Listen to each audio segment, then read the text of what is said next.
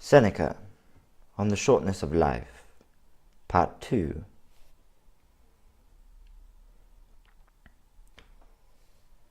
I am always astonished when I see people requesting the time of others and receiving a most accommodating response from those they approach.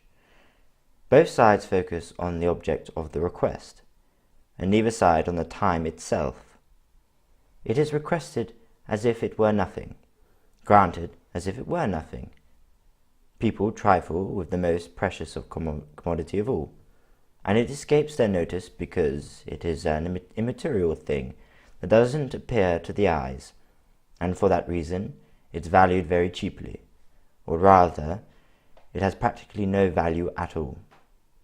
People set very great store by annuities and gratuities, and for these they hire out their services, or their efforts, or their attentions. But no one values time. All use it more than lavishly, as if it cost nothing. But if mortal danger threatens them, you'll see the same people clasping their doctor's knees. If they fear a capital charge, you'll see them ready to spend all they have to stay alive. So great is the conflict in their feelings. But if each of us could see the number of years before us precisely as the years that have passed, how alarmed would those who saw only a few years left, and how carefully would they use them? And yet it's easy to manage an amount, however small, which is clearly defined. We have to be more careful in conserving an amount that may give out at any time.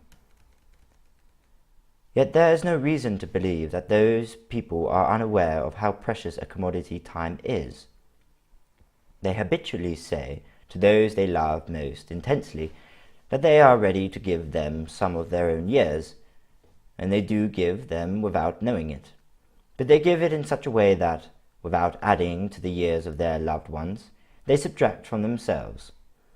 But this very point, namely, whether they are depriving themselves, eludes them, and so they can bear the loss of what goes on unnoticed in their losing. No one will bring back the years, no one will restore you to your former self. Life will follow the path on which it began, and it will neither reverse nor halt its course. It will cause no commotion at all.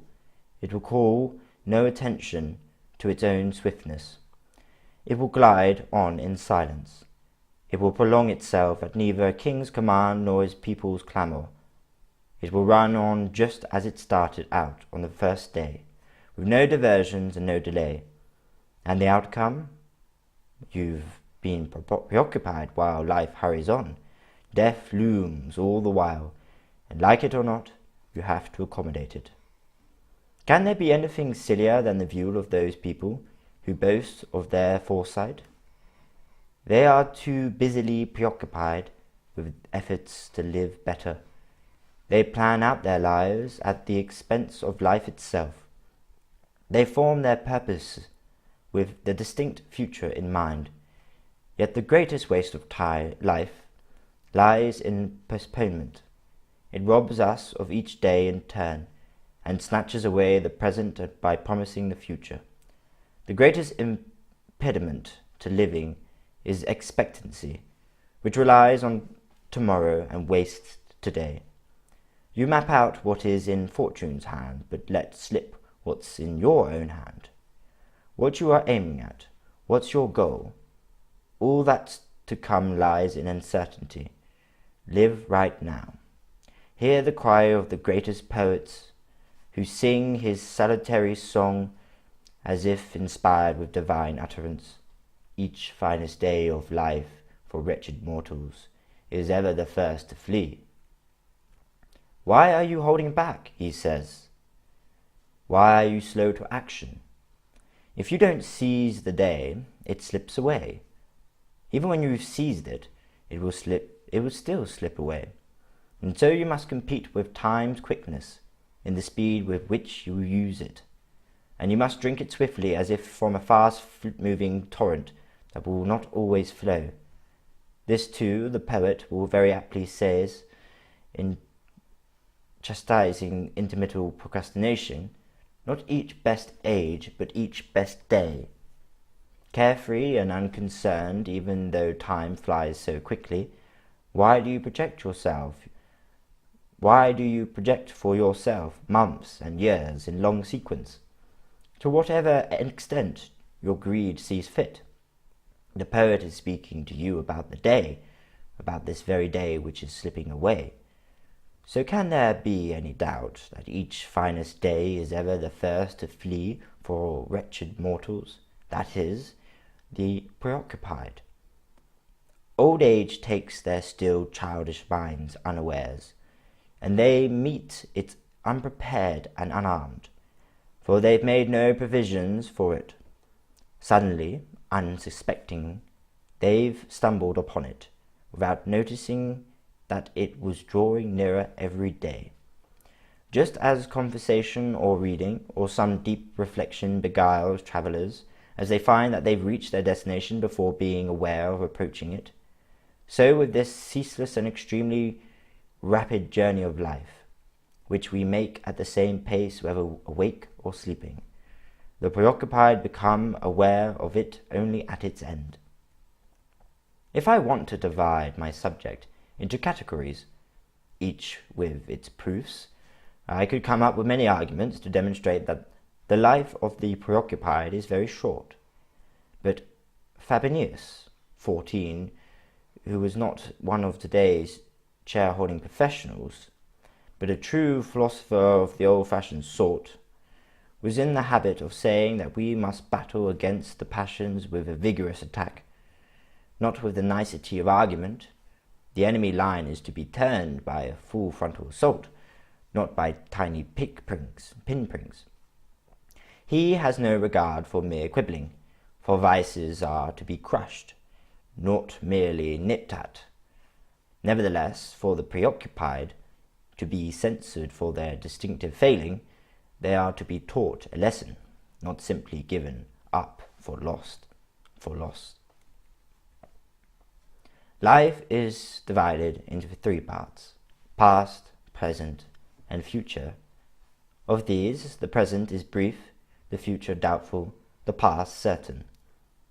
For this last is the category over which fortune no longer has control, and which cannot be brought back under anyone's power. Preoccupied people lose this part, for they have no leisure to look back at the past, and even if they had it, there is no pleasure in recalling something regrettable, and so they are unwilling to turn their minds back to times badly spent, and they dare not revisit the past because their vices become obvious in retrospect, even those that insinuate themselves by the allurement of momentary pleasure.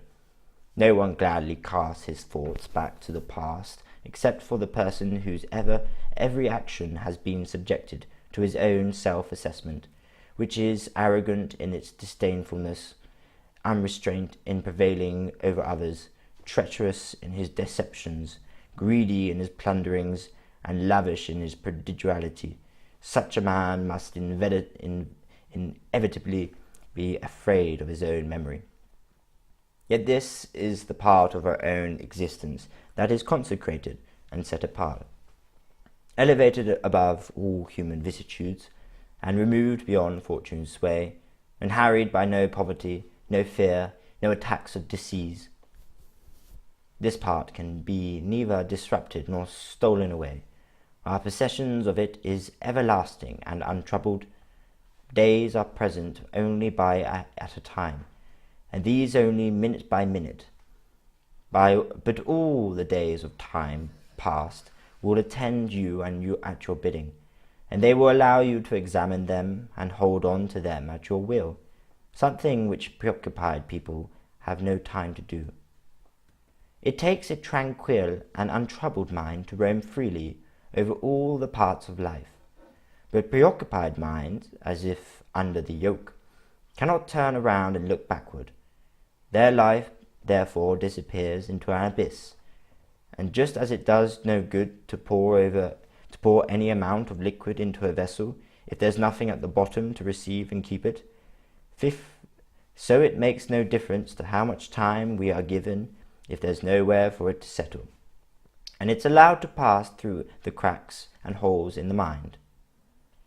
The present time is very brief, indeed so brief that to some people it seems to be non-existent, for it's always in motion, slipping by and hurrying on.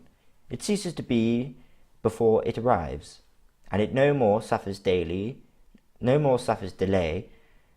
do the firmament or the heavenly bodies, whose ever tireless movement never lets them remain in the same position. So the preoccupied are concerned with the present alone, and it is so fleeting that it can't be grasped, and even that little amount is stolen away from them because they're pulled in many different directions. In a word, do you want to know how briefly they really live? See how keen they are to live a long life.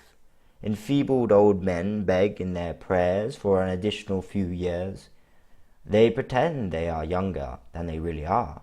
They flatter themselves by this falsehood, and deceive themselves as gladly as if they deceived fate at the same time. But when some real illness has at last reminded them that they are mortal, how terrified they are when they die, as if they're not leaving life, but they are being dragged from it. They cry out repeatedly that they've been fools because they've not really lived, and that they'll live in leisure if only they escape their illness. Then they reflect on how uselessly they made provisions for things they wouldn't live to enjoy, and how fruitless was all their toil. But why should life not be ample for people who spend it far removed from all business? None of it is made over to another, and none scattered in this direction or that. None of it is entrusted to fortune, none wasted through neglect, none is lost through being given away freely, none is superfluous. The whole of life yields a return, so to speak, and so, however short, it is amply sufficient. And for that reason, whenever his last day comes, the sage will not hesitate to go to his death with a sure step. You perhaps want to know whom I termed the preoccupied. Don't imagine that I mean only those lawyers who are driven out of the law court only when the watchdogs are finally let in for the night, or that all those patrons you see crushed either with impressive display in their own crowd of admirers, or more contemptuously in someone else's crowd, or those clients whose duties summon them from their own houses in order to dash them against the doors of others, or those the praetor's spear keeps busy for disreputable gain which is some day bound to fester.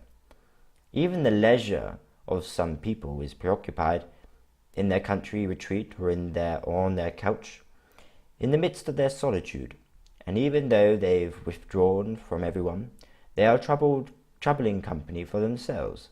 Their existence is to be termed not leisurely, but one of idle preoccupation. Do you call a man at leisure who arranges with meticulous attention to detail his Corinthian bronzes, which are made so expensive by the collecting mania of a few,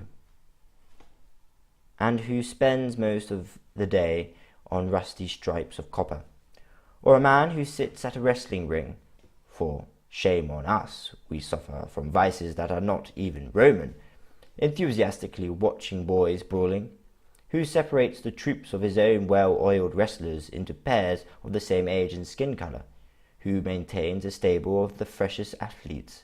Tell me, do you call those people leisured who spend many hours at the barber's while any overnight growth is trimmed away? Solemn consultation is taken over each separate hair, and dishevelled locks are rearranged, or thinning hair is combed forward from both sides to cover the forehead. How angry they get if the barber has been a little too careless, as if he were cutting a real man's hair.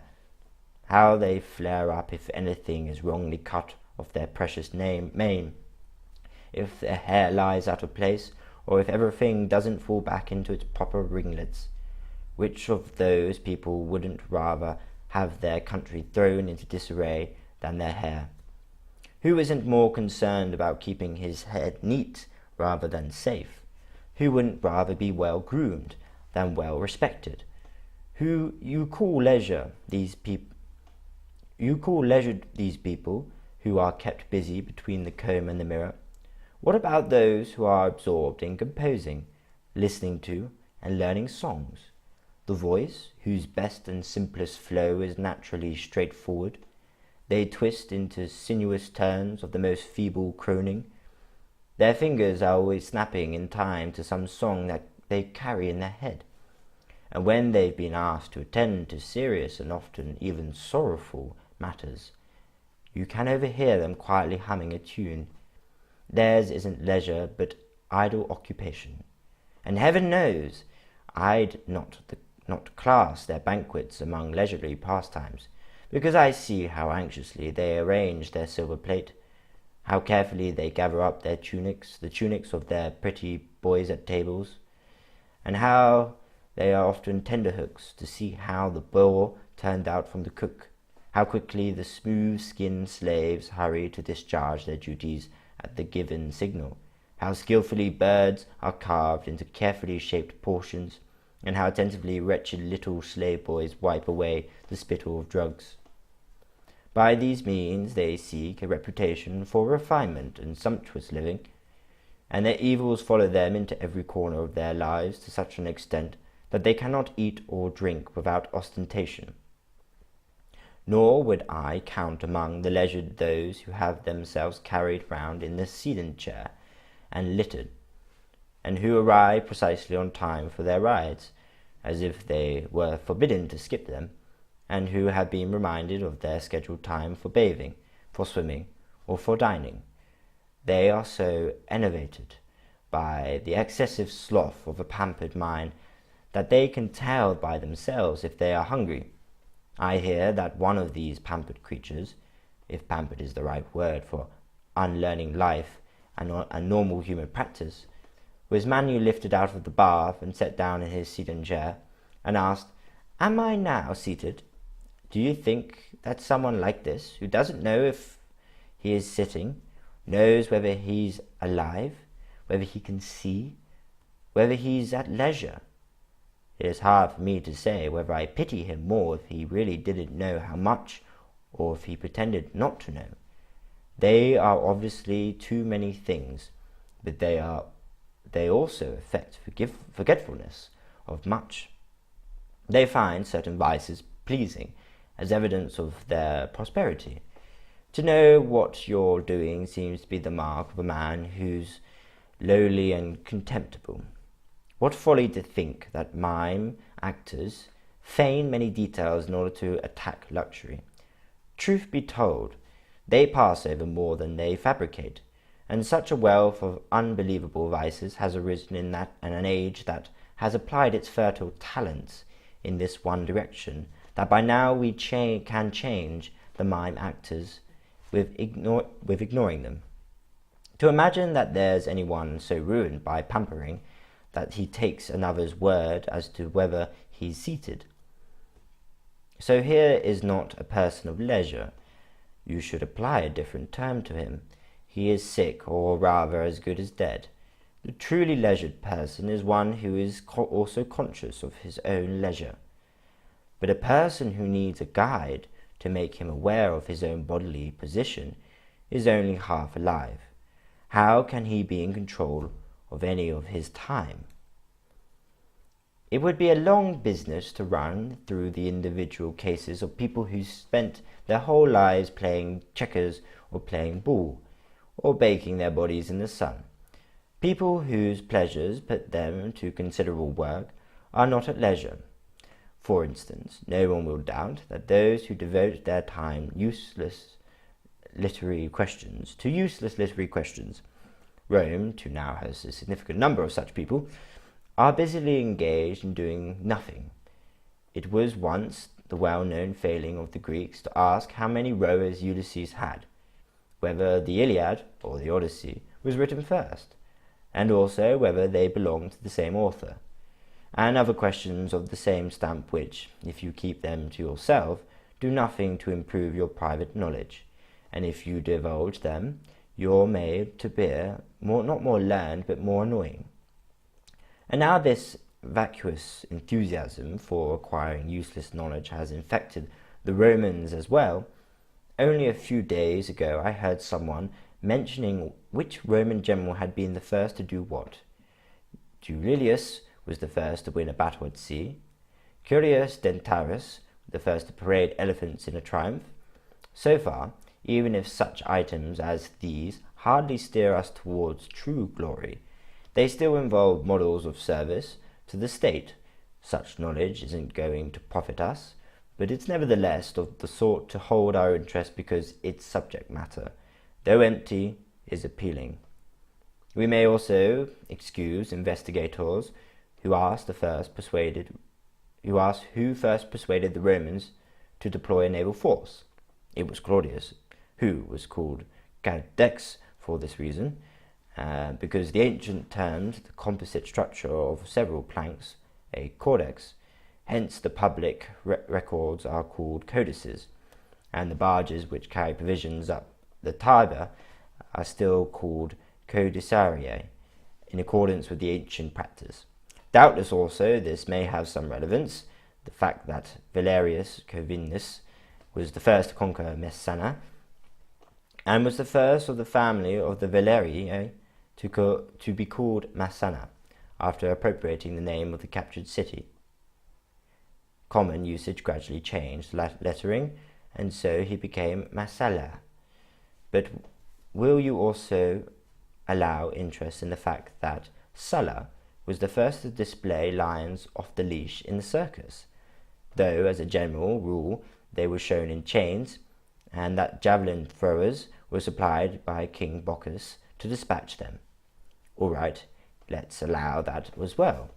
But is any useful purpose really served by knowing that Pompey was the first to put on a fight in the circus involving 18 elephants, with non-criminals arrayed against them in mock battle?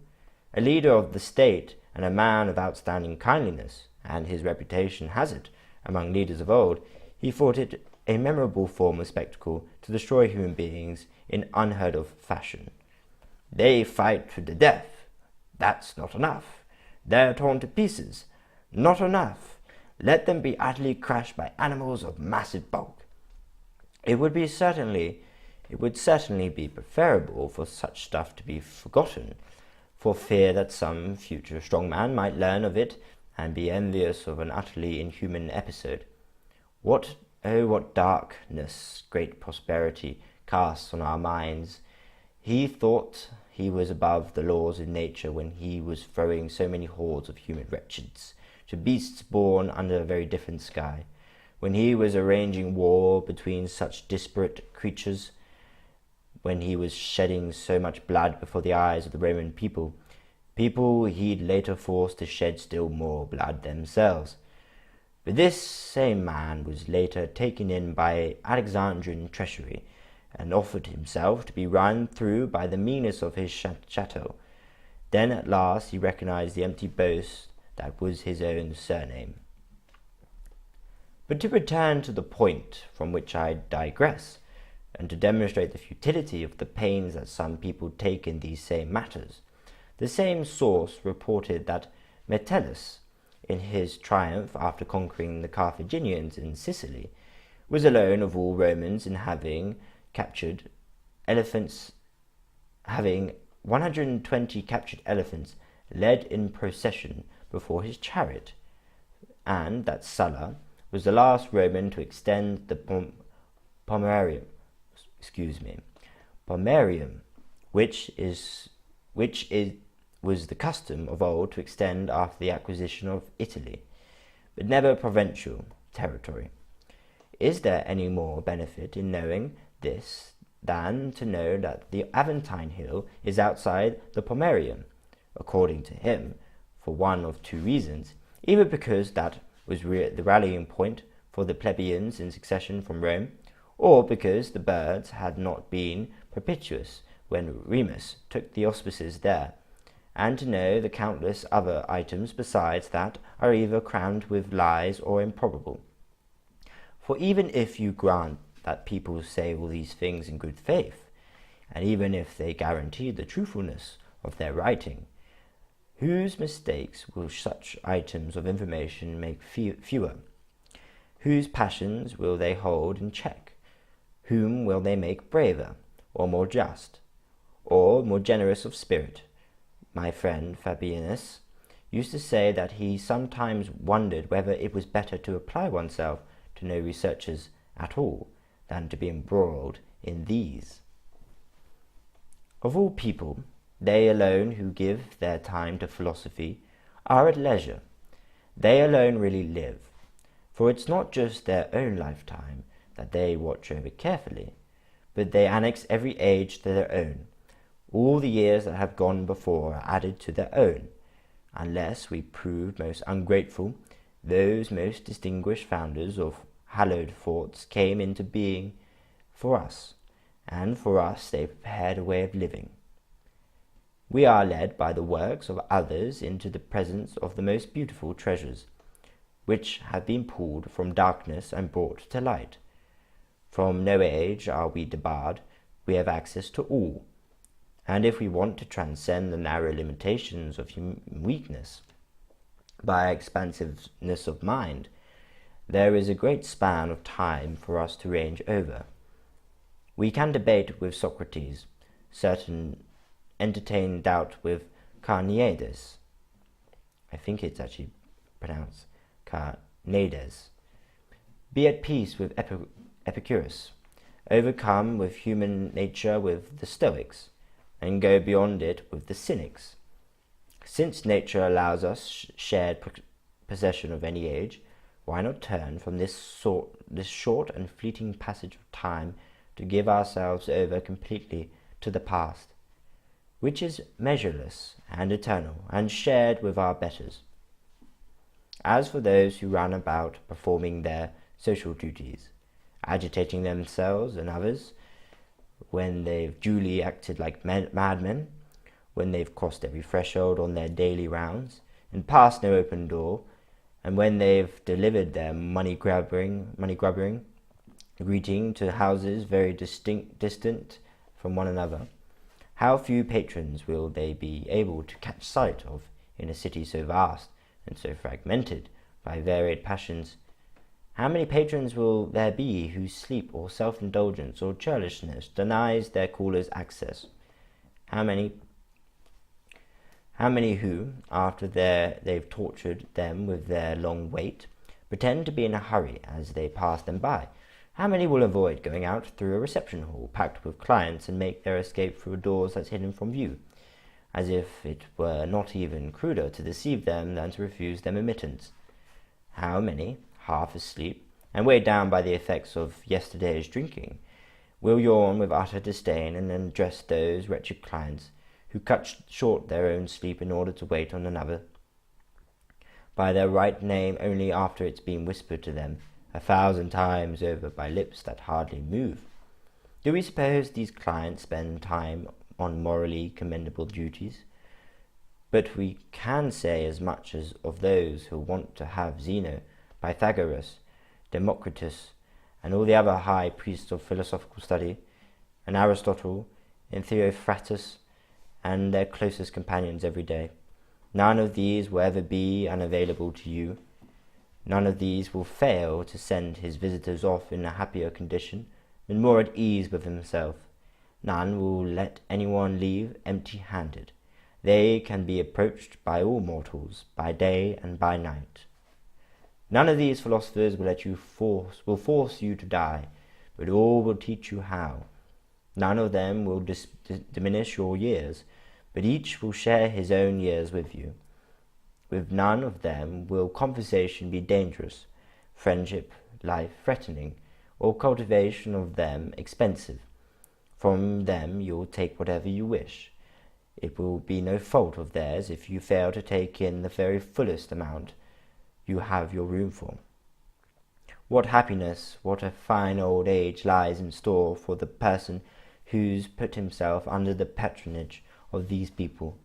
He'll have friends whose advice he can seek on the greatest or least important matters, whom he can consult daily about himself, from whom he can hear the truth without insult and receive praise without fawning, and who will provide a model after which to fashion himself. There is a common saying that it was not in our power to choose the parents we were allotted, and that they were given to us by chance. Yet we can be born to whomever we wish. There are households of the most distinguished intellects. Choose the one into which you'd like to be adopted, and you inherit not just the name, but also the actual property, which is not to be hoarded and miserly or mean-spirited.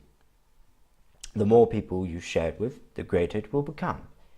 These will open up for you the path to immortality, and raise you to an elevation from which no one is cast down. This is the sole means of prolonging mortality, or rather of transforming it into immortality. Honours, monuments, all that ostentatious ambition has ordered by decree or erected in stone are soon destroyed. There is nothing that the long lapse of time doesn't demolish and transform, but it cannot harm the works consecrated by wisdom. No age will efface them, no age reduce them at all. The next age, and each one after, that will only enhance the respect in which they are held, since envy focuses on what is close at hand, but we more feebly admire things from a distance. So the sage's life is ample in scope, and he is not constricted by the same limit that confines others. He alone is released from the limitations of the human race. He is neither master of all ages, as though a god. Some time has passed. He holds it in recollection. Time is upon us. He uses it. Time is to come. He anticipates. The coming of all times into one makes his life long. But for those who forget the past, disregard the present, and fear for the future, life is very brief and very troubled. When they reach it at the end of it, they realize too late, poor wretches, that they've been busied for so long in doing nothing. And the fact that they sometimes pray for death need hardly be taken as evidence that their life is long. In their folly, they are afflicted by fickle feelings that rush into them, the very things they fear. They often pray for death precisely because they fear it. And there is no reason to find evidence that they live long in the fact that the day often seems long to them, or that they complain that the hours pass slowly until the appointed hour for the dinner arrives. For the appointed hour for dinner arrives. For when their usual preoccupation fails them, and they are left with nothing to do, they fret without knowing how to apply their free time or how to drag it out. And so they move on to some other preoccupation, and find all the intervening times burdensome, precisely as they do when a gladiatorial show has been announced for a given day, or when the date of some other show or amusement is keenly waited, and they want to skip over the days in between. Any postponement of something they look forward to is long to them. But the time of actual enjoyment is short and fleeting, and made far shorter by their own fault, for they desert one pleasure for another, and cannot persist steadily in any one desire.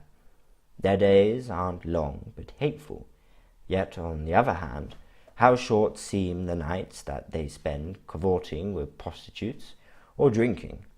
Hence the mad inspiration of poets, too, who feed human frailty by their stories, and imagine that Jupiter actually doubled the length of the night when seduced by sexual pleasure.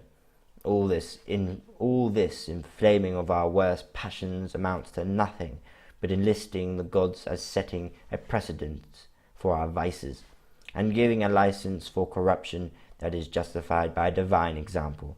How can the nights that they pay for so dearly not seem so very short to these people? They lose the day in looking forward to the night. the night in fear of the dawn. The very pleasures of such people are anxious and disturbed by various kinds of alarm, and at the very moment when they are rejoicing, the agitated thought steals in on them. How long will this life last? It is this feeling that has caused kings to weep over their own power. The extent of their prosperity gave them no pleasure, but the prospect of its eventual end terrified them. When that exceedingly arrogant king of the Persians ranged his army over the vast plains, and could only measure its size, not count it, he wept at the thought that within a century not one soldier from that huge force would still be alive. Yet the very man who wept was destined to bring their fate on them, to lose some troops at sea, others on land, some in battle, others in flight, and so to destroy in a very short time all those for whose 100th year he feared. And what of the fact that even the joys of such people are anxiety-ridden? This is because they don't rest on the stable causes, but are disrupted as frivolously as they are produced. But what do you think of their times are like when they are wretched, even by their own admission, since even the joys which lift and transport them above their fellow men are by no means unmixed? All the greatest blessings cause anxiety, and fortune is never less wisely trusted than when at its most advantageous. To maintain prosperity, we need fresh prosperity, and other prayers are to be offered instead of those that have already turned out well. Everything that comes our way by chance is unsteady, and the higher our fortunes rise, the more susceptible they are to falling. But what must inevitably collapse gives no one pleasure, and so the life of those who acquire through hard work what they must work harder to possess is necessarily very wretched, and not just very brief. They obtain with great effort what they desire, and they anxiously hold on to what they've obtained, and meanwhile they give no consideration to time's irretrievability. New preoccupations take the place of old. Hope arouses new hope, ambition new ambition. They don't look for an end to their wretchedness, but change the cause of it. We've been tormented by our own public offence, no? We spend more time on someone else's. We've stopped toiling as candidates. We start canvassing for others. We've given up vexation of being a prosecutor. We take on that of being a judge. A man stops being a judge. He starts presiding over a special commission. A man spent all his working life managing other people's property for a salary.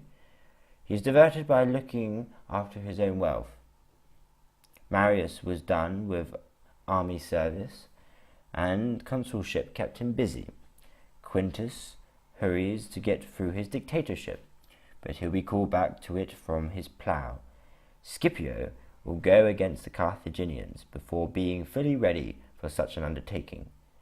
Victorious over Hannibal, victorious over Antiochus, he will win distinction in his own consulship and act as surety for his brother's consulship. And but for his own objections, his statue will be placed in Jupiter's company in the Capitolian temple, but discord among citizens will bring trouble to their saviour, and after he is scorned as a young man, public honours reviling those of the gods. In old age he will eventually take pleasure in the ostentatiously defiant exile. Reasons for anxiety will never be wanting, whether because of prosperity or wretchedness. Life will be driven on through one's preoccupation after another. We shall always pray for leisure, but never attain it. And so, my dearest Paulinus, remove yourself from the crowd and, storm-tossed more than your years deserve, withdraw at last to a more peaceful haven.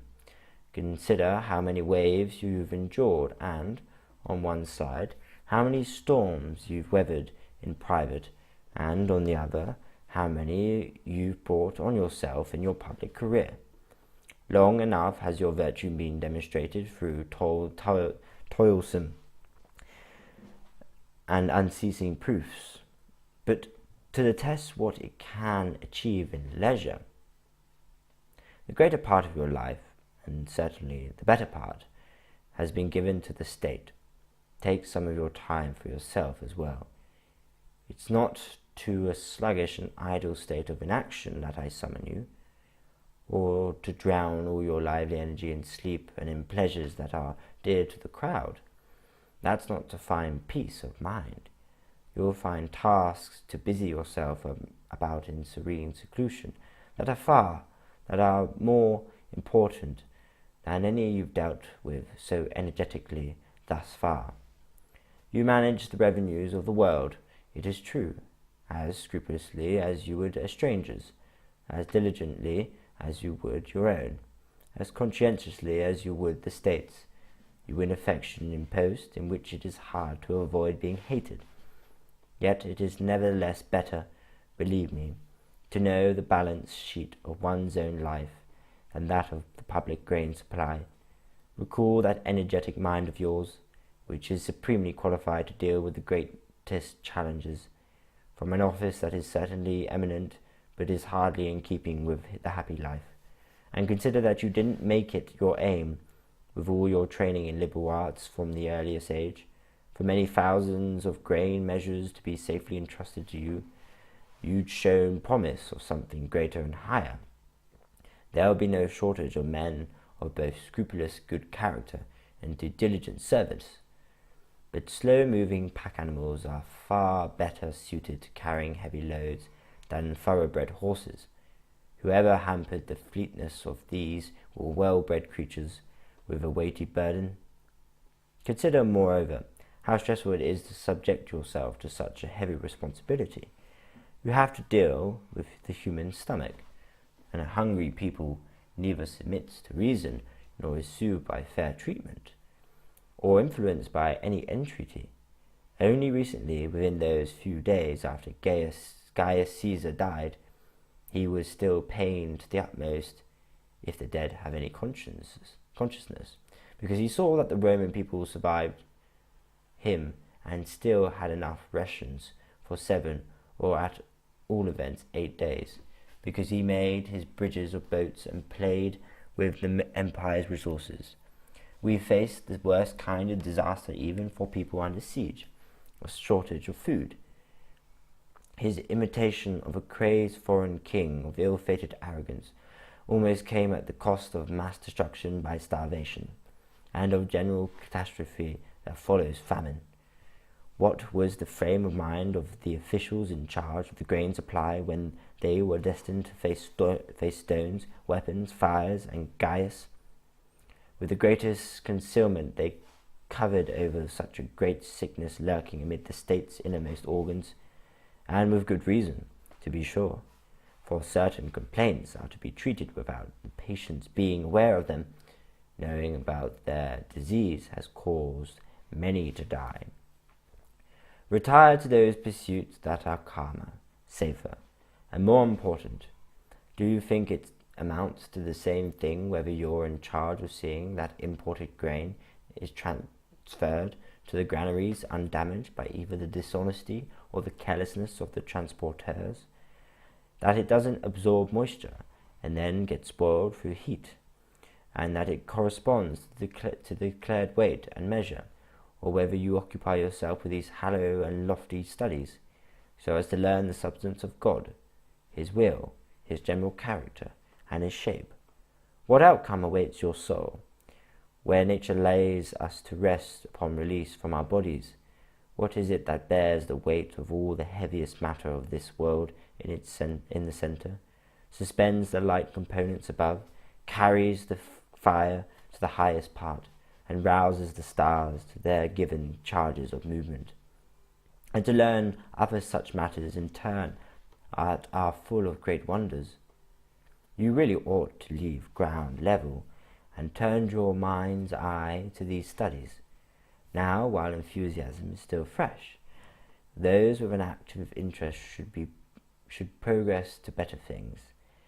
In this mode of life, much that is worth studying awaits you: the love and practice of the virtues, forgetfulness of the passions, knowledge of how to live and to die, and deep repose. The plight of all preoccupied people is wretched. The most wretched is the plight of those who labour under preoccupations that are not even their own. Those whose sleep schedule is regulated by somebody else's, who walk at someone else's pace, and who under instructions in the freest of all activities, loving and hating. If these people want to know how short their life is, let them reflect on how small a part of it is their very own. So, when you see a man repeatedly taking up the robe of office, or a name well known in public, don't envy him. Those trappings are bought at a cost of life. For 1 year to be dated by their name, they'll waste all their own years. Life deserts some of them amid their first struggles, before the arduous climb to the peak of their ambition. Some, after they've clambered up through 1,000 indignities to arrive at the crowning dignity, are assailed by the wretched thought that all their toil had been for an inscription on an epitaph. Some map out new aspirations for their extreme old age, as if in their youth some map out new aspirations for their extreme old age, as if in their youth, and they succumb to weakness amid their great and immoderate endeavours. It's shameful when an old man acting in court for litigants who are perfectly unknown to him breathes his last even at the moment when he's winning the applause of impressionable bystanders. It's a disgraceful end when the man, who's sooner worn out by living than by working, drops dead in the middle of his duties, and a disgraceful end when a man dies in the act of going over his accounts and draws a smile from the heir who's long been kept waiting. I can't pass over one example that occurs to me. Gaius Tyrannus was an old man of proven diligence, who was past 90 when, on the emperor's initiative, he was granted retirement from his administration post by Gaius Caesar. He gave instructions for himself to be laid out on his bed and to be mourned by his assembled household as if he were dead. The house lamented its elderly master unemployment and didn't cease their mourning until his job was restored to him. Is it really such a pleasure to die preoccupied? Yet many have that same attitude, and their desire for work lasts longer than their capacity for it.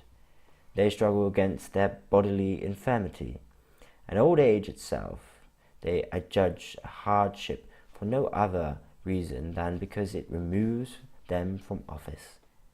The law doesn't draft a soldier after 50. It doesn't require a senator's attendance after 60. It's harder for people to obtain requirement for themselves than from the law. All the time while they plunder and are plundered, and break in on each other's rest, and make each other miserable. Life is without profit, without pleasure, without any progress of mind. No one holds death in view. No one refrains from distant hopes. Indeed, some people even make arrangements for things beyond life.